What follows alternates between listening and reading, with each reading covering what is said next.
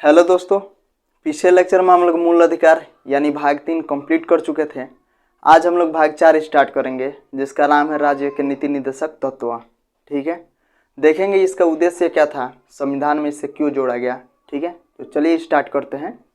राज्य के नीति निर्देशक तत्व, इसका वर्णन भाग 4 में है, जिसका आर्टिकल है अनुच्छेद 36 से लेकर 51 तक। ठीक है, राज्य के नीति निर्देशक तत्वों को हम लोग आयरलैंड के संविधान से लेकर आए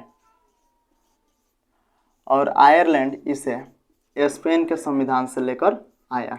ठीक है, तो राज्य के नीति निर्देशक तत्व का उद्देश्य था लोक कल्याणकारी राज्य की स्थापना करना और सामाजिक आर्थिक लोकतांत्रिक देश का स्थापना करना है। ठीक है, अब इसका अनुच्छेद देखेंगे। अनुच्छेद 36 कहता है राज्य की परिभाषा। यहाँ पे राज्य का परिभाषा वही होगा जो हम लोग अनुच्छेद 12 में देखे थे। ठीक है, अनुच्छेद 37 कहता है न्यायालय द्वारा परिवर्तनीय नहीं, यानी आप राज्य के नीति निर्देशक तत्व को डीपीएसपी को लागू कराने के लिए न्यायालय नहीं जा सकते हैं, जबकि हम लोग मूल अधिकार में देखे थे कि मूल अधिकार को लागू कराने के लिए हम लोग सुप्रीम कोर्ट जा सकते थे। ठीक है, यानी अनुच्छेद 37 सीधे माना करता है कि आप न्यायालय नहीं जा सकते हैं, यानी न्यायालय द्वारा परिवर्तनीय नहीं है, न्यायालय द्वारा वाद योग्य नहीं है। ठीक है, अनुच्छेद 38 कहता है लोक कल्याण की अभिवृद्धि के लिए, लोक कल्याण की अभिवृद्धि। ठीक है, समझिए इसे, यानी सरकार जो है जनता की कल्याण करेगी। लोक कल्याण की अभिवृद्धि का मतलब हुआ सरकार जनता की कल्याण करेगी और सामाजिक आर्थिक राजनीतिक न्याय सुनिश्चित करेगी। अब समझिए सामाजिक न्याय का मतलब क्या हुआ। सामाजिक न्याय का मतलब हुआ सामाजिक स्त्रीकरण की समाप्ति। जैसे जो फॉरवर्ड क्लास बैकवर्ड क्लास के जो मनोभावना बनी हुई है, इस भावना से परे होना ही क्या कहलाती है, सामाजिक न्याय। आर्थिक न्याय यानी आजीविका के संसाधनों पे सभी लोगों को, आजीविका के संसाधन पे सभी के पास सुनिश्चित कराना।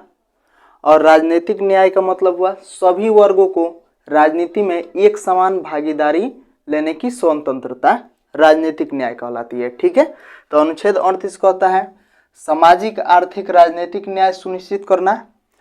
अब देखिए अनुच्छेद 39 कहता है समान कार्य के लिए समान वेतन।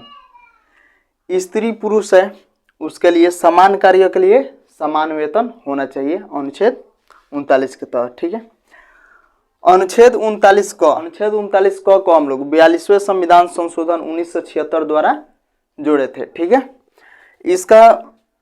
इस अनुच्छेद के तहत निम्न शुल्क विधि सहायता देना, किसी भी जरूरतमंद आदमी को निम्न शुल्क यानी मुफ्त में कानूनी सहायता यानी कानून के बारे में बताया जाएगा। ठीक है, अनुच्छेद 40 जो है पंचायतों का संगठन से संबंधित है, यानी अनुच्छेद 40 में कहा गया है कि आप पंचायतों का गठन कर सकते हैं। इस अनुच्छेद को लागू कराने के लिए हमने संविधान में 73वां संविधान संशोधन किया। तो इस अनुच्छेद को लागू कराने के लिए हम लोग संविधान में कौन सा संशोधन किया, 73वां संशोधन 1992 में।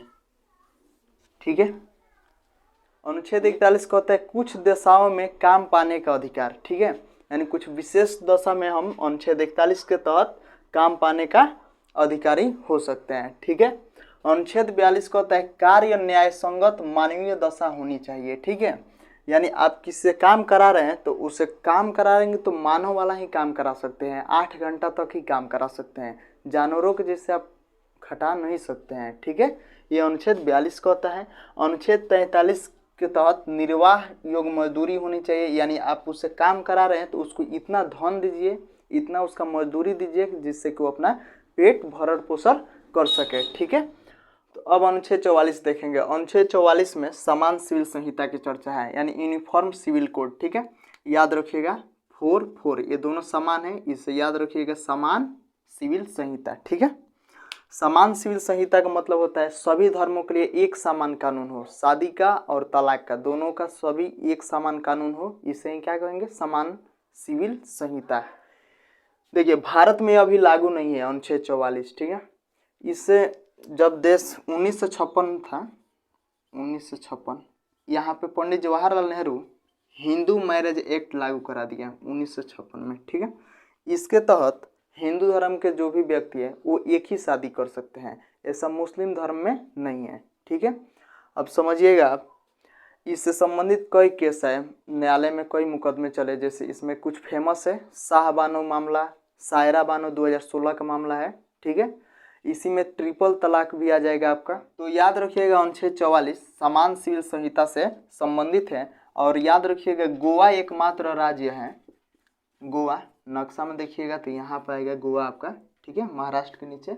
तो गोवा एकमात्र राज्य है जहाँ पे समान सिविल संहिता यानी यूनिफॉर्म सिविल कोड लागू है। ठीक है, अब अनुच्छेद 45 हम लोग देखेंगे। अब देखते हैं हम लोग अनुच्छेद 45। अनुच्छेद 45 का होता है 6 वर्ष से कम आयु के बच्चों का स्वास्थ्य का देखभाल सरकार करेगी, इससे पोषण युक्त भोजन देगी, पोषण युक्त आहार प्रदान करेगी। यह अनुच्छेद 45 के तहत है। इसी में 6 से 14 वर्ष के बच्चों को निम्न शुल्क शिक्षा देने की अधिकार था। ठीक है, हम लोग देखेंगे अनुच्छेद 21। याद कीजिए, जब हम पढ़ाए थे अनुच्छेद 21 क, अनुच्छेद 21 क में बताए थे कि 6 से 14 वर्ष तक के बच्चों को निम्न शुल्क शिक्षा दी जाएगी। यानी इसके लिए संविधान में 86वां संविधान संशोधन 2002 में हम लोग अमेंडमेंट किए, इसके तहत शिक्षा का अधिकार को हम लोग मूल अधिकार बनाए। तो अब ये जो आपका अनुच्छेद 45 है, 6 से 14 वर्ष के बच्चों को निम्न शुल्क शिक्षा दी जाए, ये अब मूल अधिकार में जुड़ गया है। ठीक है, उम्मीद करते हैं आपको इतना समझ में आया होगा। मिलते हैं नेक्स्ट वीडियो में।